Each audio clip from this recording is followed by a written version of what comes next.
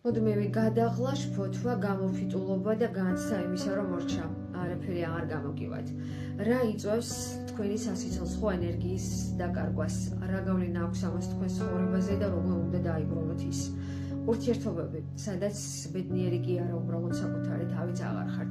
სამსახური, სადაც ვერ ახდით საკუთარი თავის რეალიზებას და სამწუხაროდ ზოგჯერ აქაც მსხვერპლის როლში ხართ. გარემო, სადაც მუდმივი სტრესია, მუდმივი დაძაბულობა და თქვენ ვერ გრძნობთ თავს უსაფრთხოდ და დაცულად.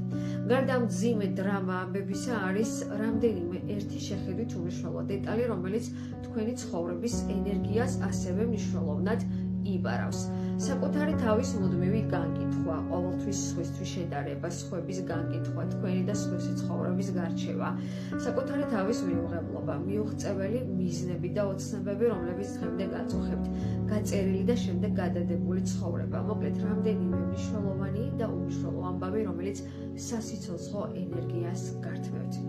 დაკარგული სასიცოცხლო ენერგია კი უბრალოდ გადაღლას არ ნიშნავს. დაკარგული სასიცოცხლო ენერგია სამწუხაროდ ნიშნავს ცხოვრების ხარისხის გაუარესებას და ხშირ შემთხვევაში სამწუხაროდ დაკარგულ ცხოვრებასაც.